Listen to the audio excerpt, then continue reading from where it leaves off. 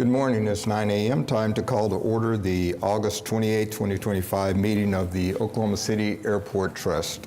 Welcome. And our first item will be to approve the minutes of the July 24th, 2025 Oklahoma City Airport Trust meeting. Is there a motion and second?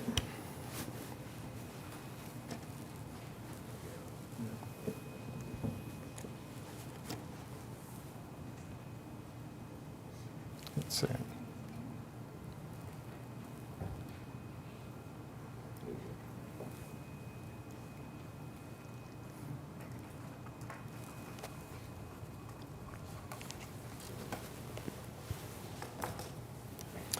And the item passes.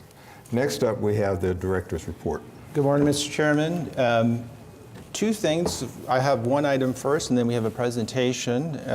So just month of July was a record month for the airport and for July. I don't remember the number exactly, but we were about 230,000 enplanements and deplanements together. That math is almost 450,000. So highest passenger number on the record for the airport. So it's been a busy summer, yep, and it's gone well. And so as we have with other months, we wanted to highlight another department at the airport. And so this month we're going to be talking about the Mike Maroney Aeronautical Center. James Welch, I'll turn it over to you, James, and if you could take it away. Thank you. Good morning, Mr. Chairman and trustees. There's an old saying that greatness starts on the shoulders of others. Thank you, Melissa, for sharing your previous presentation, unbeknownst to you. In April 1956, the trust established with documents referencing an agreement with the federal government that was upcoming the current Mike Maroney Aeronautical Center, which started as a lease by the federal government comprising of 21 buildings on approximately 120 acres on the west side of Earl Rogers Airport. This leasehold would expand over the years, becoming one of the two main campuses in the U.S. for the Federal Aviation Administration, the FAA. Today, the MMAC is an important asset for the FAA, housing many of its important lines of business. Daily, the campus sees 6,000 employees and 1,100 students. Here's a quick look at the campus by the numbers. The current lease dates back to July 25th, 1963. The campus includes 30 trust-owned buildings with an additional 129 constructed by the FAA. There are 45 lane miles of roadway, 80 acres of parking and sidewalks, and approximately 3,100 feet of tunnels comprised in 5 different tunnel systems. All this is housed within approximately 1.9 square miles. Additionally, the trust is the owner of the electrical and natural gas utility systems on campus. The FAA pays over $13 million in rent to the trust per year for the maintenance of all these assets. There are currently 55 active projects in the planning, design, or construction phase at the campus that are overseen by staff. How do we keep it all running? The campus and the FAA mission is served by an amazing OCAT team, which I am lucky enough to be a part of. The guys were a good sport, letting me ambush them with a staff photo. The MMAC campus has 4 staff members housed on the campus, on call 24/7, full-time, supporting the critical mission of the FAA. How do I accurately describe everything everyone does? I never produced a good answer, yet I started thinking of it like a college campus. Steve is the college history professor. He has served the campus for 14 years, knows the ins and outs, the people, and the many locations of I would not dig there if I was you. Jeremy is the adjunct professor, solely because there is only one professor position, and he started at the campus a few years after Steve. Dave is the upperclassman. He has been here just over 2 years and has constantly taken on more responsibility. I'm the new face to campus, and I'm still tapping into the knowledge and the experience of the team. Randon and John support us from the airport terminal side. The OCAT team is assigned and housed on the center. Welcome to our oasis. The trust owns 30 buildings, that total nearly 2.8 million square feet, with several diverse buildings and functions. Training of the nation's air traffic controllers has been spotlighted by the current administration. The campus houses numerous classrooms and simulators. Much of the initial work occurs in the Thomas P. Stafford Building, commonly referred to as the TPS. Several other OCAP buildings house critical FAA training, records keeping, NOTAMs, and critical systems for keeping planes in the sky. The trust is responsible for keeping buildings watertight at all times. The requirement results in a constant stream of roofing, building envelope, door, and window maintenance and replacement projects. This is Oklahoma and storm strike. Pictured as storm damage in 2017 to the air traffic building and the stabilization process after the event. MMAC staff are on call 24/7, providing immediate response in conjunction with our on-call contractors after storm events. Shown in the bottom left picture is a special coating being applied to Building 50 after some storm damage. Staff works with our A&E consultants to bid larger projects. The bottom right picture shows the Hangar 9 roof, which appears on this docket. A project is just beginning on the roof of the largest building on campus, the Logistics Support Facility, which covers 15 acres, and this is pictured on top. Other weather-tight aspects include building envelopes, skylights, windows, and doors. The trust is responsible for the replacement of major building systems at the end of their service life. A good example is the current ongoing elevator replacement project, which is replacing 8 and modernizing 6 elevators in multiple buildings on the campus. Another example is the building heating and air conditioning systems. Recently, due to a motor failure in a chiller at the TPS building, OCAP procured and installed a temporary chiller within a day. Steve led us to this major win. OCAT staff was notified Friday afternoon that one of the 2 chillers was offline at the TPS building and a temporary chiller was needed. That afternoon, Steve made and received more than 80 phone calls. At 5:30 p.m., final approval was received. Overnight, the chiller traveled from Indiana, and the control panel traveled from Houston, Texas, to the MMAC Center.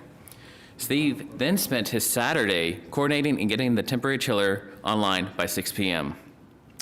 Much of the work for OCAP projects at the MMAC, such as work like this on the TPS building, are done on nights, weekends, and holidays in support of the FAA's missions for these facilities. Keeping these tough conditions in mind, Jeremy spent his Saturday morning attempting to coordinate a test of his emergency lighting project during this unplanned outage. The trust is responsible for maintaining all paved surfaces at the center. All these projects and repairs require close coordination with the FAA. Thankfully, this is not one of MMAC's potholes. Illustrated are some of our minor repairs, which include sidewalks, ramps, and sinkholes. The Mike Maroney Boulevard project is in the very final stages of completion. The top 2 and bottom picture are from the project. The top right shows cement slurry being injected into the ground for soil stabilization. Jeff, your favorite topic, water mitigation. Yeah, we do that thing. The trust maintains the electrical medium voltage utility, keeping the power on at all times. This takes a lot of help from our A&Es and electrical utilities on calls. Contractors provide switching, troubleshooting, and minor repairs. The system begins at the OG&E substation and contains 81 transformers, 65 switches, 873 streetlights, and approximately 15 miles of transmission lines. Safety is our priority. The natural gas system begins at the master meter with an OG&E and with ONG, and includes 11 miles of pipeline. The picture shows a damaged pipe due construction. Thankfully, no injuries or major issues with this one, and the repair of the pipe using heat welding. OCAT owns the natural gas distribution system, which comes with its own required regulatory reporting and training. We keep our eyes on the horizon. This includes maintaining a 5-year capital improvement plan in conjunction with the FAA. Our projects are included on the monthly trust reports. In preparation for several large and expensive projects, the current funds available are approximately $41 million. Despite the positive balance, we always run tight on planned projects. Not to worry, we have it all figured out. Questions? Thanks, James. Thank you. I'll add to what James already discussed as far as the chiller replacement. Just really appreciate the effort everyone put in there. One of the other pieces of information, and you mentioned it, just to reemphasize that that's the Stafford building where they do all the air traffic controller training, which, as he already mentioned, has been under the microscope at the federal level, so important for us to get that building back in place. I believe also within early the next following week, we had the Deputy DOT Secretary coming to town, so Yes, that Tuesday. also was important to get that building back in shape. So, No pressure at all, right? No pressure. Thank you. Bet, thank you. Very good job. Appreciate that. Next up, we have Oklahoma City Will Rogers International Airport. Mr. Chairman, item A is final acceptance project, the passenger boarded bridge replacement phase 2. Item B is ratify and approve awarding construction contract to Alva Roofing for Mike Maroney Hangar 9 roof replacement. Item C is lease agreement with United States of America, U.S. Customs and Border Protection. Item D is airport use agreement with Air Inc. to install, operate, and maintain communication equipment on the airfield. Item E is ground services agreement with Thompson Black Car Services. Item F is to award operations and maintenance agreements with Transdev, and approve the new agreement with Transdev to operate the rental car shuttle retroactive to October 24 through September of 2029. Item G is ratify and approve change order number 2 to construction contract with Globe Construction for baggage claim unit replacement. Item H is to approve amendment 3 for engineering services with Alfred Hall, Monahan, and Morris for a new parking garage. Item I is memorandum of agreement with Do-It Construction for reconstruct terminal apron south gates. Item J is memorandum of agreement with Do-It Construction for reconstruct runway 1735 left north end. Item K is partial substantial completion with Globe Construction for common use gates and ticket counters. L is approved plans and project manual for ARB expansion joint replacement Mike Maroney Aeronautical Center. M is approved plans and for advertisement for multi-hangar painting. Item N is request for proposals for solicitation of airport parking and shuttle bus operations. Item O is approved resolution adopting the Air Carrier Incentive Program effective September 1, 2025.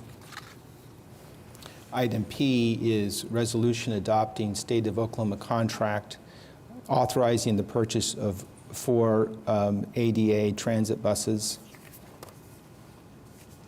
Item Q, resolution approving the sole source purchase of SKIDATA parking access and revenue control system software upgrade.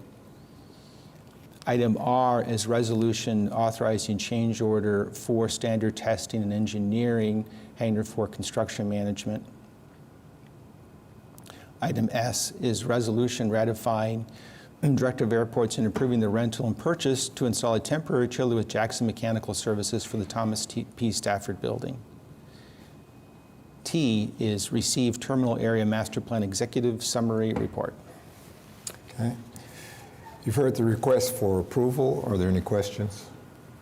Is there a motion and second?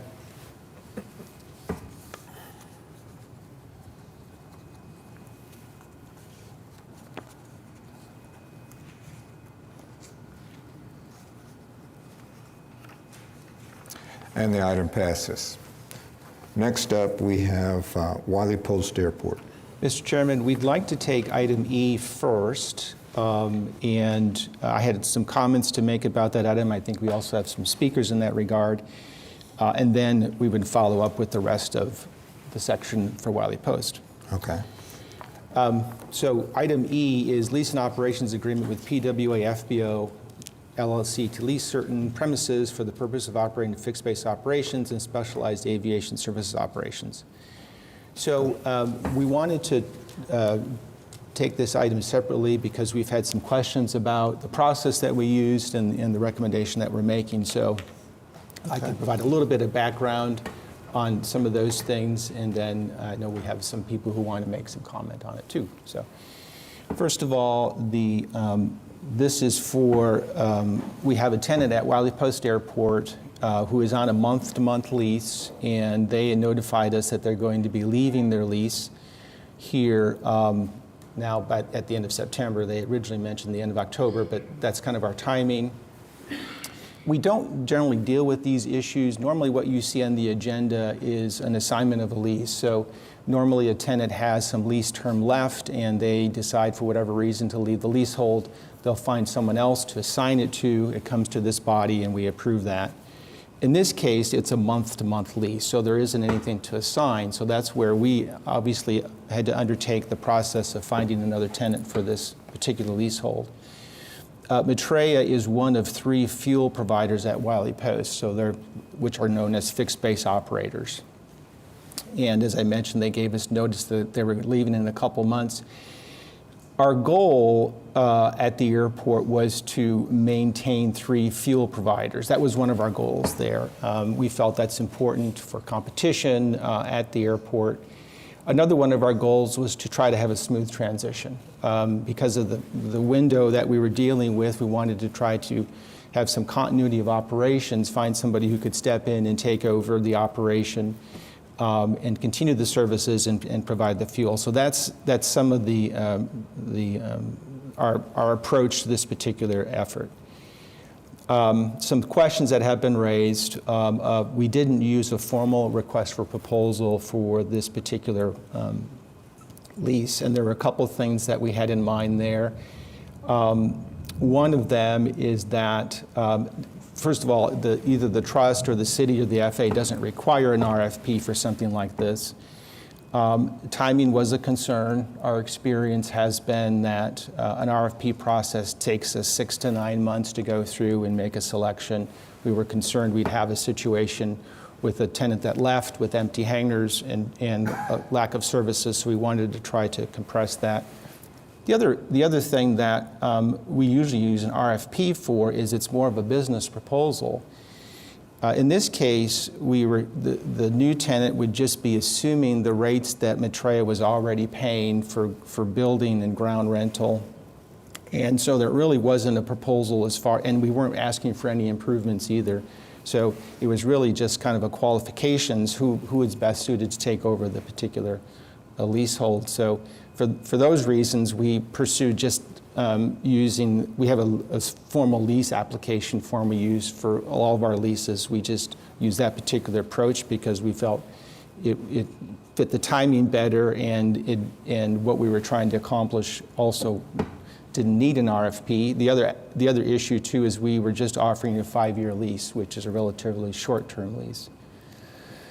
So we started, we had some interest from several of the subtenants at Metrea.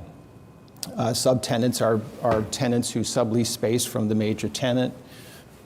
We started with, so we had several lease applications that we reviewed and went through, and we're looking for who we felt would be best to take over the leasehold based on some of our goals that we started with as far as maintaining 3 fuel providers and having a smooth transition. And then, so we've got to the point that we've made a recommendation, and that particular item is on the lease for your consideration. Some of the other comments and questions that we had about it was, going back to the RFP question, why we didn't use a broader application and let other folks know. It really was related to some of the timing and what our goals, and we thought we'd start with the lease applications and see if we had something that we could work with, and I think ultimately we decided we did, and that's why we wanted to bring this forward to you. Okay. And so there were other questions that were raised about, well, what happens to the existing employees, and we do have several of the principals of PWA LLC here today. They can answer some of those questions. Ultimately, the approach from airport staff when we looked at the two proposals, the applications that we had received, is that Metrea's operation today, it consists of retail fuel. A lot of what they do is related to aircraft maintenance and the hangars that they use. And of the two proposals and the applications we looked at, we felt that PWA LLC was better capable of taking over the facility and having some success because of the current maintenance business that they have and their customer base. Another factor, so that was some of the rationale that we used as far as the selection that we made. Another factor I wanted to mention in regards to the process that we used as far as using lease applications is that a 5-year lease, our approach here is to offer a 5-year agreement to PWA LLC to see how it goes. And the intention then after that 5 years is that we would enter into a longer-term agreement if that makes sense for PWA LLC and the trust, or we have other options at that point. We could use a formal RFP process if they've determined they don't want all the hangars or it's not working. So we've tried to set it up for the continuity, but with a short window so that we leave options open for the trust going forward. Okay. So. Well, with that said, let's listen to the group that we have there, and you can call up a first one. Okay, and if you can keep your comments to 3 minutes, that would be great. The first person we have is Craig Carson.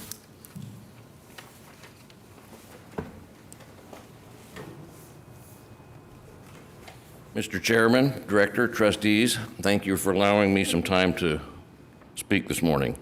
My name is Craig Carson, and I operate Volar. I've been on the airfield since 2007. I stand to oppose the action that might be taken by the trust today to grant exclusive rights to a direct lease of almost 1 million square feet and 5 hangars to an entity and individual which does not have immediate use for them and already is controlling multiple hangars and operations, creating a monopolistic situation and an artificial hangar shortage. It is my opinion that the airport needs more choice, not less. Rather than an open public request for proposals, as promised, a shortcut was chosen and the lessee determined by a committee based on simple applications rather than a formal proposal request. Some have suggested that I simply do not like the outcome. While partially true, what troubles me more is the process was flawed and does not comply with federal grant assurances. Despite multiple guarantees that there would be an RFP process, no such open public request for proposals was pursued despite ample time. That Metrea is leaving the field and trying to sell their business has been public knowledge since February. My initial inquiries were in February. Artificial manipulation of a timeline does not constitute a fair and due process. The FAA does allow for a shortened process when one business is to be acquired by another, as the director spoke to. This, in fact, was feigned by one group for 6 months to run out the clock on the existing leaseholder and force a last-minute decision. There has also been a pattern over the years of failure to respond to applications for aeronautical activities, which has had a negative impact on my aviation business development. I have not been able to learn what was important to the airport authority and how an application might be improved, or even if I might operate my current flight school or construct a new hangar for an FBO on the flight school. I have frequently and repeatedly tried to engage the trust in good faith. While cordial, they have been unresponsive to emails and phone calls. Despite years of expressed interest, multiple applications completed, and an unsolicited but a formal proposal, including a financial commitment to improve the facilities, the Airport Authority has been unresponsive to my desires to work with and become a good development partner. I realized early on that I did not have the expertise to operate complicated fuel services on my own. I originally hired a consultant, Doug Fayor, who, along with the current manager, Chris White, brought 50 years of combined airport management, FBO operations, and MRO experience to the team. Volar Aviation is a special purpose limited liability company, and these experts were to become my partners in this endeavor. I submitted a memorandum of understanding of our letter of intent to acquire Metrea MX1 with a request for reconsideration of our formal proposal with additional capital commitments to allow us to provide uninterrupted services. I was thanked for the additional information and told I would be advised of the process. The owner of the other flight school on Friday, August 8th, began telling others that he had been awarded the Metrea lease to operate the FBO with the intention to lease out the south maintenance hangars. I have been informed by the presumed new lessee that as the primary tenant, I will need to leave the FBO.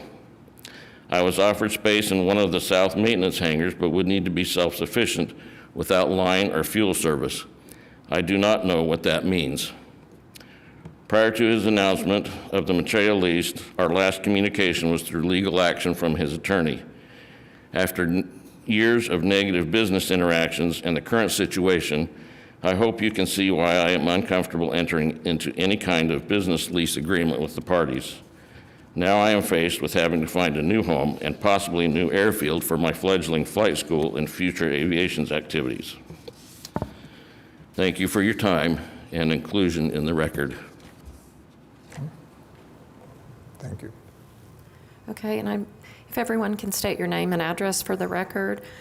And next, we have Sho Samar. I believe I said your name correctly. Thank you, Chairman, Director, and trustees, audience at large. I started at this very facility with this gentleman, Mr. Carson, back, I think he joined our company in '07. Over the years, we've grown to a 60 employee vertical. We've got 3 verticals, the flight school, the 135, and the MRO, who I'm partners with Mr. Kovalt here. Some of the things that he alleges are factually inaccurate. I reached out to him in November, and prior to that, I had an NDA with Metrea to pursue these facilities, just like he did. It was common knowledge to everybody, the community at large, that this was in play, and the doors were open for the administration, to the best of my knowledge. So I approached Mr. Carson in November. We had some conversations. He was not interested. We had a great relationship for 13 years, which was meddled by some employees, unhappy employees, which are now employed by him. And whatever he states is factually incorrect. As far as, kicking him out, I offered him solution. I still have solutions for him. We need his activity. We need his aircraft at the airport.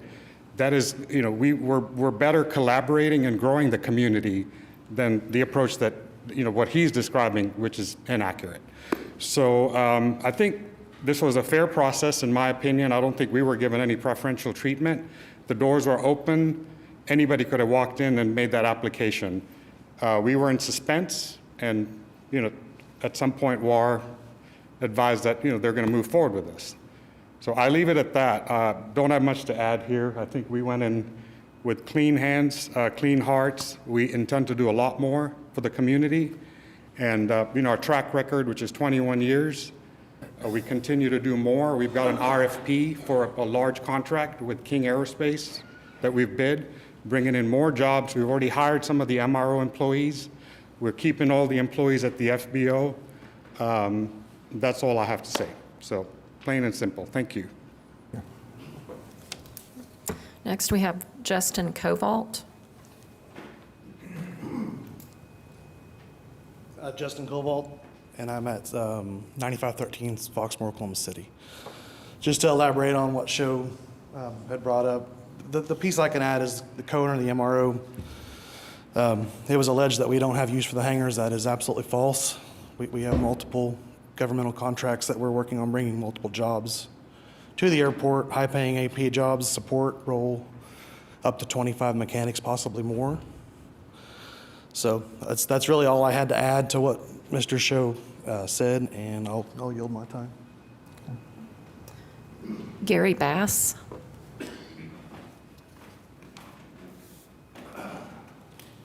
Good morning, everyone. Thanks for having me here. So I'm here from Maitreya, and I'm responsible for the sundowning of our operations at Wiley Post. My focus is solely on the employees. So we're leaving, we're taking all our business with us, we're moving to Tampa. I've got like 35 employees, and I'm solely focused since February on making sure they still have jobs. That FBO, I'm going to keep that FBO open until September 30th, and I've got all the employees running it, and I've got people working at the MRO as well. But on September 30th, if nobody takes over this lease and runs that FBO, then we're just going to have to send everyone home. And it's heartbreaking. I've got a mom-to-be, I've got a father who's a sole provider that has 9 children at home. So I just want to keep these guys employed. That's my focus. Thanks. Christopher Carson. Christopher Carson, thank you for your time. My biggest comment is I don't have an issue with who it's going to rather than the process. The trustee receives financial, not gain, but receives federal funding by following grant assurances. And one of those assurances requires an RFP process. And so for that reason, I oppose. Thank you. Chris Townsley. Good morning, Chris Townsley. I'm owner of Buffalo River Aviation, a very similar 135 op based in Bentonville, Arkansas. My only interest here is that the RFP process it garnered attention from outside of the area. Our operation almost exclusively uses a maintenance operation there on the field at Wiley Post. And, we're a growing business. We would have been very interested in participating in an RFP process and bringing our investment capital to the Oklahoma City area. So. Happy Wells.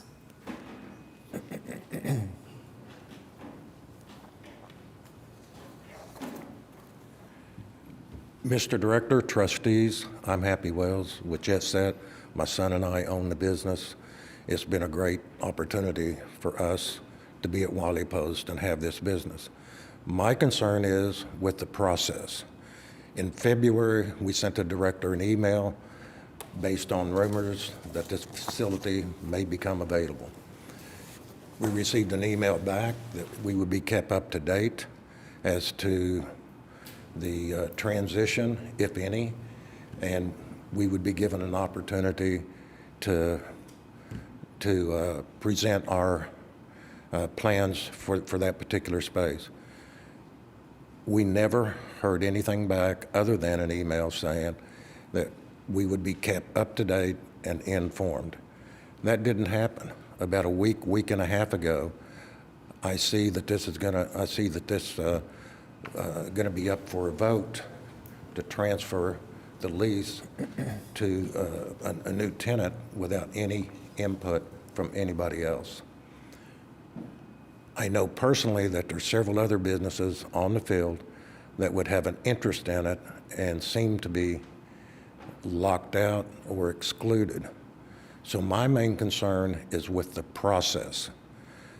My dad said when I was a very young man, I asked him, I said, how do you tell the difference between right and wrong? He said, if it doesn't feel right, it's wrong. And so I'll leave you with that. I think the process needs to be reevaluated, reassessed, and the trust take another look. Thank you. Is that all? Okay. Are there any comments from trustees? Before? So my only question is the assertion that the grant assurances require RFP process, and I know there's certain circumstances under which they do. Does that apply in this case? Do you want to handle that, Jamie? There is nothing in a grant assurance that requires or uses any language that says that there is a request for proposal process. There are certain grant assurances that apply to specific instances where there is an FBO, but they do not require any language in that grant assurance for an RFP process. Which means then we are following the rules. Yes, you can choose the trust can the trust can choose the process that it wants to follow to select a tenant. I mean, there are some through the grant assurances like 22 and 23 about granting exclusivity on the airport for FBOs and locking out FBOs from wanting to join. In this instance, those aren't even applicable here because there are already 2 FBOs on the airfield. Mr. Wells operates one of those, and Atlantic operates the next one. So there's just, it's up to the trust to figure out the process they want to follow. And for the record, Jamie is the trust attorney. Any other comments? I just want to make sure, this is a month-to-month lease, right? That we were dealing with. Correct, yes. And then the employees will remain employed? I just wanted to make sure I understood that. So, Justin, you want to address that specifically? Okay. Thank you. Do we have a written guarantee that all the employees will be retained? We do that in writing? Can you talk about that, show us the transition process? It's all about the timing, so we can provide those guarantees based on the outcome of today's agenda. But as far as what we verbalized to all the FBO employees, they have jobs. We're not only hiring them, we're hiring the MRO folks. We should know something about our RFP in the next couple of days. So we'll need all those people, those facilities, the equipment, and that's our core purpose for this is the MRO facility. And we're still willing to keep Mr. Carson. This has been what I've conveyed from day one. But, we just need to figure this out. We're not here to chase everybody away and treat people that way. So we're here to grow the community. Yeah, no, I'll just say that thank you. No, I don't have any more questions, just my comment. My number one goal with Wiley Post is that we just maintain an incredibly business-friendly environment. And it is a real asset to the city. We focus, of course, rightly so, a lot of attention on Will Rogers, but Wiley Post is a jewel, and we need to make that as business-friendly as possible. I know some of the people that spoke. I'm colleagues, friends with them. I've flown on their planes. I don't want to get in the middle of it with these folks. These are all good people. But I think we misstepped in the process here. I mean, if we've got this much concern at our meeting with all these people here, and when at a meeting that we have monthly that no one ever comes to, I receive 4 or 5 calls on this deal. I never get a call about a meeting. It really, I don't know the facts about the Bentonville operator, but, if we would have had a process here, we would have heard from people from Bentonville and Dallas, maybe. What if someone from Houston wants to come up to Oklahoma City and spend some money? I don't know how much these assets are worth, but to build hangars and to be in this position, I'm sure this position on the airfield, I'm sure is worth a lot of money. And so people, companies, entrepreneurs, business folks, they see that as a real opportunity. And I just don't like how we didn't have a process here that allowed everyone, to submit their proposals and for the trust staff to see what was the highest and best use for the property.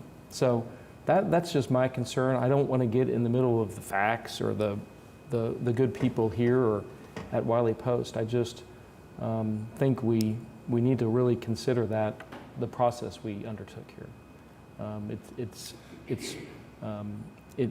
That lack of, whatever our intention was, it was received as a lack of transparency and a lack of cooperation and sort of a spirit of anti-competition, really, when we were trying to get competition.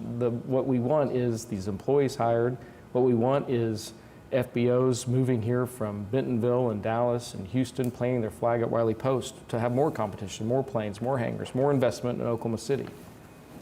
So that's just generally where I stand. I think the process was just not, in hindsight here, it looks like it caused some confusion, and in retrospect, possibly we should have handled it a different way.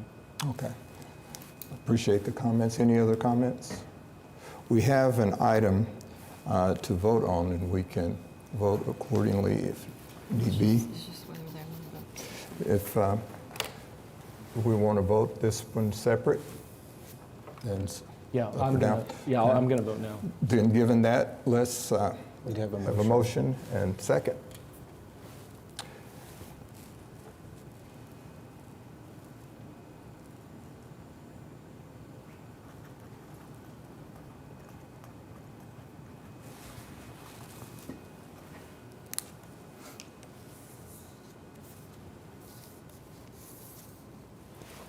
And the item passes. Item E passes as is.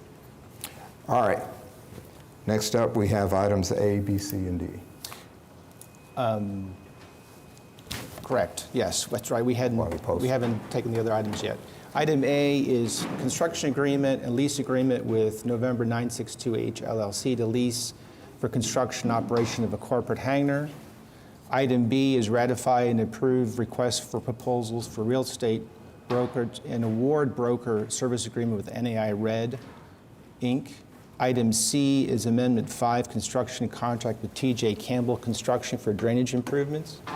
Item D is Amendment 6, construction contract with Dewitt Construction to decrease 54,746.40 and ratifying and approve for substantial completion. You heard the request for approval for items A through D. Is there a motion and a second?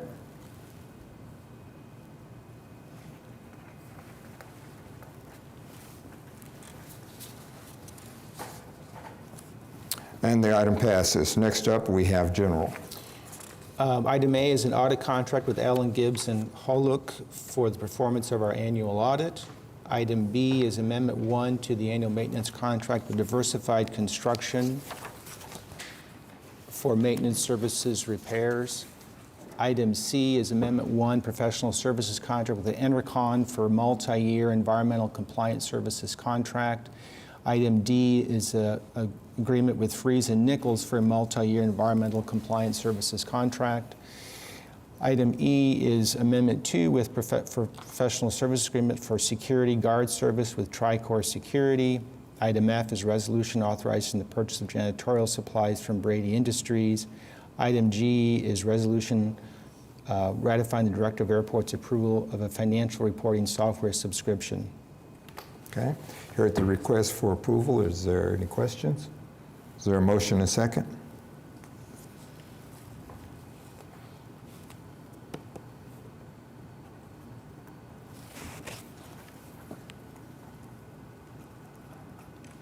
And the item passes. Next up, we have Clarence C. Page Airport. Item A is assignment and assumption for Block 4, Lot 7. Item B is ratify and approve Amendment 1 with Rudy Construction and award a contract to extend future hangar development taxi lane. Item C is Amendment 1 with a lease and operations agreement with Legacy Aviation Services to lease hangar 4D. Okay. You've heard the request for approval. Are there any questions? Seeing none, is there a motion and second?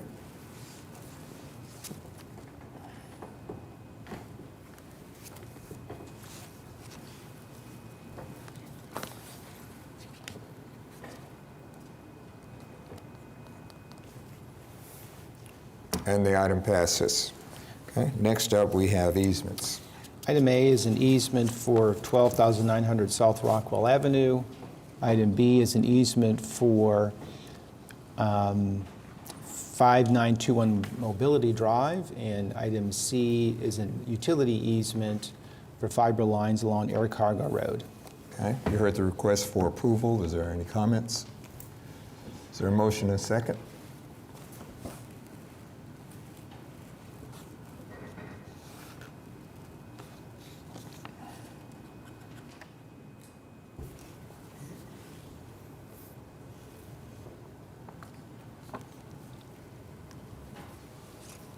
Someone want to make a verbal second?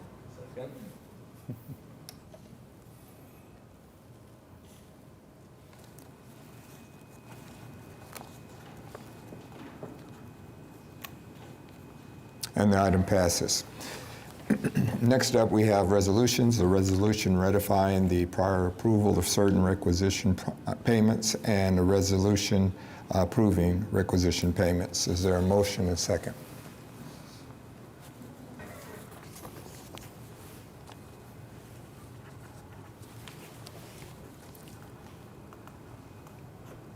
And the item passes. Are there any comments from trustees? I just wanted to point out that I'm really excited about Southwest Airlines' decision to renew the direct flight from Oklahoma City to Dallas Love Field. I'm also excited about the twice daily flights to Nashville and Chicago Midway, especially Chicago Midway, because it makes it easier for me to see my grandson in Chicago. Yeah, Thank you. I'm pretty pleased with the Dallas one. I didn't think that was coming, so that's good news. Yeah. Any comments from staff? Any other citizens wishing to be heard? Seeing none, we are adjourned.